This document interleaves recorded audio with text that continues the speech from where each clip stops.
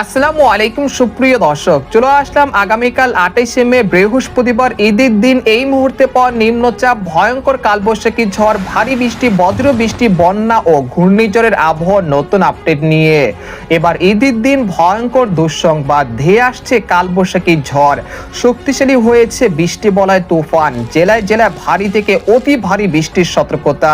বৃষ্টির কারণে বাধাগ্রস্ত হতে পারে ঈদের জামাত, চলতে পারে 31শে মে পর্যন্ত। দেখা যেতে পারে আকস্মিক জলাবদ্ধতা ও কৃষিকাজে ব্যাপক ক্ষয়ক্ষতির আশঙ্কা। এরই মাঝে বঙ্গোপসাগরে তৈরি হতে পারে মৌসুমী নিম্নচাপ, আঘাত হানতে পারে বাংলাদেশের উপকূলে। ইতিমধ্যে আবহাওয়া দপ্তর থেকে জারি করা হয়েছে বিশেষ সতর্কবার্তা। এছাড়া ঈদের দিন সকাল থেকে রাতের মধ্যে রাজশাহী, ময়মনসিংহ, সিলেট, ঢাকা, খুলনা, বরিশাল, চট্টগ্রাম, ভারতের পশ্চিমবঙ্গের একাধিক জেলাতে ধেয়ে আসছে শক্তিশালী কালবৈশাখী ঝড় এবং ভারী থেকে অতি ভারী বৃষ্টিপাত। তো আজ 27শে মে বুধবার এবং আগামীকাল 28শে মে বৃহস্পতিবার কেমন থাকতে পারে আগামী 24 থেকে 48 ঘন্টার আবহাওয়া বাংলাদেশ থেকে শুরু করে ভারতের পশ্চিমবঙ্গ, আসাম, মেঘালয়, মধ্য থেকে ত্রিপুরা রাজ্যে আগামী 24 থেকে 48 ঘন্টার মধ্যে কোন কোন জেলাগুলোতে ভারী থেকে অতি ভারী বৃষ্টিপাতের সম্ভাবনা রয়েছে এবং কোন কোন জেলাগুলোতে কালবৈশাখী ঝড় আঘাত হানতে পারে, তো এই বিষয়ে কি বলছে আজকে আবহাওয়া রিপোর্টে জানিয়ে দিব সম্পূর্ণ বিস্তারিত। ভিডিওর সঙ্গে থাকুন। আর আপনি কোন জেলা থেকে গুরুত্বপূর্ণ আমাদের আবহাওয়ার খবরটি দেখছেন অবশ্যই কমেন্ট করে জানিয়ে দিবেন। আর সবার আগে সবার প্রথম সঠিক আবহাওয়ার খবর জানতে আমার চ্যানেলটিকে সাবস্ক্রাইব করে রাখুন। এবার জেনে নেওয়া যাক এক নজরে। বন্ধুদের পর্যায়ে আমরা সরাসরি ইউরোপিয়ান মেঘমালার আপডেটে চলে আসলাম। তো এখান থেকে আপনারা দেখতে পাচ্ছেন যে ইতিমধ্যে দেশের আবহাওয়া পরিস্থিতি অনেকটা পরিবর্তন হয়েছে। একই সঙ্গে দেশের বিভিন্ন অঞ্চলে বৃষ্টিপাতের প্রবণতা অনেকটা বৃদ্ধি পেয়েছে। সেই সাথে দফায় দফায় দেখা মিলছে কালবৈশাখী ঝড় এবং ভারী বৃষ্টিপাত। তবে এই পরিস্থিতি আগামী 31শে মে পর্যন্ত চলমান থাকতে পারে। ঈদের দিন সকাল থেকে সন্ধ্যার মধ্যে দেশের 8 বিভাগের 64 জেলাতে বৃষ্টি এবং বজ্রসহ কালবৈশাখী ঝড় ও ভারী বৃষ্টিপাত হতে পারে। এতে করে ঈদের জামাত কিন্তু অনেকটা বাধাগ্রস্ত হতে পারে বৃষ্টির কারণে। এছাড়া গোটা পশ্চিমবঙ্গের আকাশও কিন্তু অনেকটা মেঘলা থেকে মেঘাচ্ছন্ন থাকতে পারে। পাশাপাশি বৃষ্টি এবং বজ্রসহ ভারী বৃষ্টিপাতের সতর্কতা রয়েছে। এছাড়া 1 জুন বঙ্গোপসাগরে একটি শক্তিশালী নিম্নচাপ তৈরি হওয়ার আশঙ্কা রয়েছে, যেটা 2 থেকে 3 তারিখের মধ্যে আরো কিছুটা শক্তি সঞ্চয় করে সাধারণ ঘূর্ণিঝড়ে রূপান্তরিত হতে পারে। তারপর 4 থেকে 5 তারিখ এটা আরো কিছুটা গভীর নিম্নচাপ থেকে ঘূর্ণিঝড়ে রূপান্তরিত হবে এবং সেটা 5 থেকে 10 তারিখের মধ্যে বাংলাদেশের খুলনা, বরিশাল, চট্টগ্রাম, ভারতের পশ্চিমবঙ্গের যে কোনো উপকূলে আঘাত হানার সম্ভাবনা রয়েছে। এর প্রভাবে দেশের উপকূলীয় অঞ্চলগুলোতে ভারী থেকে অতি ভারী বৃষ্টিপাতের সতর্কতা রয়েছে। সেই সাথে ঘন্টায় 80 থেকে 90 কিলোমিটার বেগে দমকা ও ঝড়ো হাওয়া বয়ে যেতে পারে ঈদের পরে। এছাড়া এই মুহূর্তে কোন কোন জেলাগুলোতে বৃষ্টিপাতের সম্ভাবনা রয়েছে সেটা আপনাদেরকে এক নজরে দেখানোর চেষ্টা করছি। এই মুহূর্তে দেশের আকাশ অনেকটা পরিষ্কার রয়েছে, দেশের কোথাও বৃষ্টিপাত হচ্ছে না। তবে আজ রাতের দিকে দেখা যাচ্ছে রংপুর, গাইবান্ধা, কুড়িগ্রাম, তারপর ঠাকুরগাঁও, পঞ্চগড়, তেঁতুলিয়া এর আশেপাশ জেলাগুলোতে বিক্ষিপ্ত আকারে বৃষ্টি বা বজ্রসহ কালবৈশাখী ঝড় হতে পারে। এছাড়া রাত 10টা থেকে রাত 11টার মধ্যে রাজশাহী, চাঁপাইনবাবগঞ্জ, মহদেবপুর, বগুড়া, সিংড়া, নাটোর, কুষ্টিয়া, সিরাজগঞ্জ এর আশেপাশ জেলাগুলোর আকাশ অনেকটা মেঘলা থেকে মেঘাচ্ছন্ন হয়ে বিক্ষিপ্ত আকারে বৃষ্টি বা বজ্রসহ বৃষ্টিপাত হতে পারে রাত 11টা থেকে রাত 2টার মধ্যে। পাশাপাশি দেখা যাচ্ছে ময়মনসিংহ, সরিষাবাড়ি, জামালপুর, শেরপুর, মাধান, ফুলপুর, নালিতাবাড়ি এর আশেপাশ জেলার আকাশ অনেকটা মেঘলা থেকে মেঘাচ্ছন্ন থাকতে পারে। একই সঙ্গে বিক্ষিপ্ত আকারে বৃষ্টি বা বজ্রসহ কালবৈশাখী ঝড় হতে পারে আজ রাতের দিকে। এছাড়া সিলেট, জৈন্তাপুর, কানাইঘাট, মৌলভীবাজার, লাখাই, হবিগঞ্জ এর আশেপাশ জেলাগুলোতে আজ রাতের মধ্যে বিক্ষিপ্ত আকারে বৃষ্টি বা বজ্রসহ কালবৈশাখী ঝড় হতে পারে। এরপর ভোর সকালের মধ্যে দেখা যাচ্ছে 28শে মে বৃহস্পতিবার ঈদের দিন ভোর সকালের দিকে দেখা যাচ্ছে নাগারপুর, কাপাসিয়া, কিশোরগঞ্জ, ঢাকা, মুন্সিগঞ্জ, নারায়ণগঞ্জ এর আশেপাশ জেলাগুলোতে বিক্ষিপ্ত আকারে বৃষ্টি বা বজ্রসহ কালবৈশাখী ঝড় হতে পারে। আকাশ মূলত 90% পর্যন্ত মেঘলা থেকে মেঘাচ্ছন্ন থাকতে পারে এই জেলাগুলোতে। এছাড়া পাবনা, সিংড়া, সিরাজগঞ্জ, তারপর হচ্ছে মহাদেবপুর, রাজশাহী, চাঁপাইনবাবগঞ্জ এর আশেপাশ জেলার আকাশও অনেকটা মেঘলা থেকে মেঘাচ্ছন্ন থাকতে পারে। একই সঙ্গে হালকা থেকে মাঝারি ধরনের বৃষ্টি বা বজ্রসহ কালবৈশাখী ঝড়ের সতর্কতা রয়েছে। তবে পশ্চিমবঙ্গের আবহাওয়ার আপডেট দেওয়ার চেষ্টা করছি। এই মুহূর্তে পশ্চিমবঙ্গের আকাশ অনেকটা মেঘলা থেকে মেঘাচ্ছন্ন রয়েছে। একই সঙ্গে আর কয়েক ঘন্টার মধ্যে আরামবাগ, চন্দ্রনগর, কলকাতা, কলাঘাট, খড়গপুর, তারপর হচ্ছে পূর্ব ও পশ্চিম মেদিনীপুর, উত্তর ও দক্ষিণ 24 পরগনা, তারপর তারপর হচ্ছে এই অঞ্চলে কোথাও কোথাও বিক্ষিপ্ত আকারে বৃষ্টি বা বজ্রসহ কালবৈশাখী ঝড় এবং ভারী বৃষ্টিপাতের সতর্কতা রয়েছে। এরপর আপনাদেরকে জানানোর চেষ্টা করছি ঈদের দিন সকালের দিকে কোন কোন জেলাগুলোতে বৃষ্টিপাত হচ্ছে সেই জেলাগুলো আপনাদেরকে এক নজরে দেখাচ্ছি। আপনারা দেখতে পাচ্ছেন যে ঈদের দিন সকাল 6টার দিকে লোহাগড়া, যশোর, খুলনা, সাতক্ষীরা, শালকোপা, মেহেরপুর, চুয়াডাঙ্গা এর আশেপাশ জেলার আকাশ মেঘলা থেকে মেঘাচ্ছন্ন থাকতে পারে। পাশাপাশি দেখা যাচ্ছে ঢাকা, ফরিদপুর, মাদারীপুর এর আশেপাশ জেলার আকাশ অনেকটা মেঘলা থেকে মেঘাচ্ছন্ন থাকতে পারে এবং চট্টগ্রাম বিভাগের আকাশ সকাল 6টার দিকে দেখা দেখা যাচ্ছে আংশিক মেঘলা থেকে অনেকটা পরিষ্কার থাকতে পারে। খাগড়াছড়ি, রাঙ্গামাটি, চট্টগ্রাম, সীতাকুণ্ড, কক্সবাজার, কুতুবদিয়া, মহেশখালী, টেকনাফ, সন্দ্বীপ, হাতিয়া, তারপর হচ্ছে ফরিদগঞ্জ, কুমিল্লা, ব্রাহ্মণবাড়িয়া এর আশেপাশ জেলার আকাশ সকালের দিকে অনেকটা পরিষ্কার থাকতে পারে এবং বরিশাল বিভাগের সবকটি জেলার আকাশ অনেকটা পরিষ্কার থাকতে পারে। মূলত ঢাকা, খুলনা, রাজশাহী, রংপুর, ময়মনসিংহ, সিলেট বিভাগের আকাশ অনেকটা মেঘলা থেকে মেঘাচ্ছন্ন থাকতে পারে ঈদের দিন সকালের দিকে।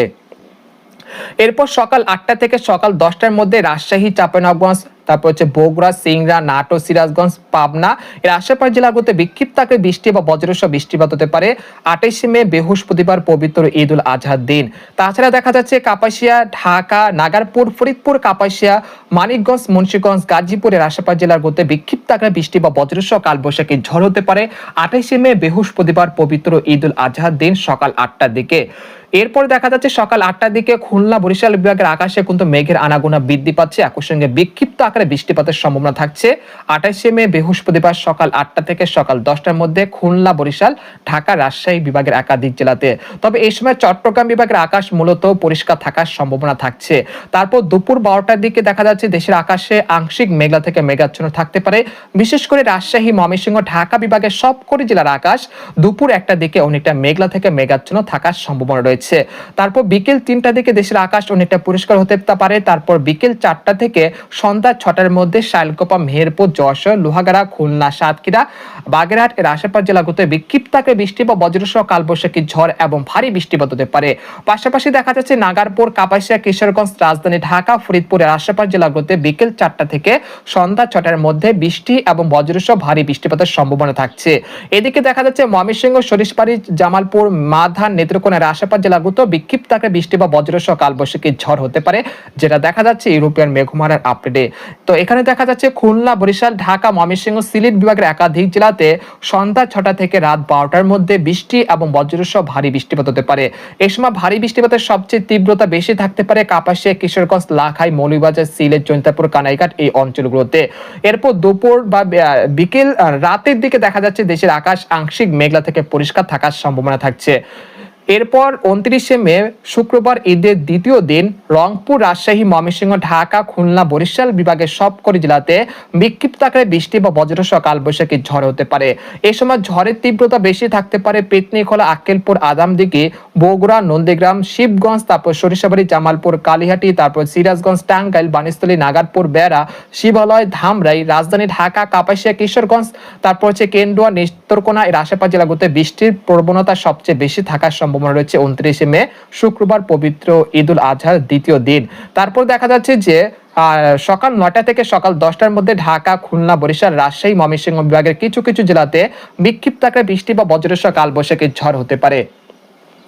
ঈদের দ্বিতীয় দিন দুপুর 2টা থেকে বিকেল 6টার মধ্যে দেখা যাচ্ছে ঢাকা, খুলনা, বরিশাল, রাজশাহী ভারতের পশ্চিমবঙ্গের আকাশ আংশিক মেঘলা থেকে মেঘাচ্ছন্ন থাকার সম্ভাবনা রয়েছে। অর্থাৎ বলা যাচ্ছে যে ঈদের দিন সকাল থেকে পরবর্তী 72 ঘন্টার মধ্যে রংপুর, ময়মনসিংহ, সিলেট, রাজশাহী, ঢাকা, খুলনা, বরিশাল, চট্টগ্রাম বিভাগের কিছু কিছু জেলাতে বিক্ষিপ্ত আকারে বৃষ্টি বা বজ্রসহ কালবৈশাখী ঝড় এবং ভারী থেকে অতি ভারী বৃষ্টিপাতের সম্ভাবনা রয়েছে। এ পর্যায়ে আপনাদেরকে জানানোর চেষ্টা করব কোন কোন জেলাগুলোতে সর্বোচ্চ মাত্রায় বৃষ্টিপাতের সম্ভাবনা থাকছে। পরবর্তী 24 থেকে 72 ঘন্টার মধ্যে বগুড়া, আদামদিঘি, আক্কেলপুর, নন্দীগ্রাম, সিংড়া, তারাস, তারপর হচ্ছে বগুড়া, বেড়ান, নাগারপুর, শিবালয়, ধামরাই, কাপাসিয়া, কটিয়াদি, কিশোরগঞ্জ, তারপর ভালুকা, ত্রিশাল, ময়মনসিংহ, ফুলপুর, নেত্রকোনা, জামালপুর এর আশেপাশ জেলাগুলোতে প্রায় 50 থেকে 60 মিলিমিটার পর্যন্ত মাঝারি থেকে ভারী বৃষ্টিপাত হতে পারে। এছাড়া দক্ষিণ এবং মধ্য অঞ্চলে ফরিদপুর, মুকসাদপুর, তারপর শিবচর, মাদারীপুর, গোপীনাথপুর, নড়াইল, তারপর যশোর, খুলনা, সাতক্ষীরা, বাগেরহাট, কাউখালী, জয়নগর, বরিশাল, ভোলা, বুরহানুদ্দিন, মিরহাজিগঞ্জ এর আশেপাশ জেলাগুলোতে প্রায় 50 থেকে 60 মিলিমিটার পর্যন্ত মাঝারি থেকে ভারী বৃষ্টিপাত হতে পারে ঈদের দিন সকাল থেকে পরবর্তী 24 ঘন্টার মধ্যে। এছাড়া সিলেট, জৈন্তাপুর, কানাইঘাট, সুনামগঞ্জ, মৌলভীবাজার, লাখাই, হবিগঞ্জ এর আশেপাশের জেলাগুলোতে বিক্ষিপ্ত আকারে বৃষ্টি বা বজ্রসহ কালবৈশাখী ঝড় এবং ভারী বৃষ্টিপাতের সতর্কতা রয়েছে। তো এই ছিল ঈদের দিনের আবহাওয়া পরিস্থিতি। এই পর্যায়ে আপনাদেরকে আরেকটি মডেলের পূর্বাভাস দেখানোর চেষ্টা করছি। আমরা সরাসরি ইউরোপিয়ান যে বায়ুমণ্ডল চিত্র রয়েছে সেখান থেকে আগামী 1 জুন বঙ্গোপসাগরে কিরকম থাকতে পারে।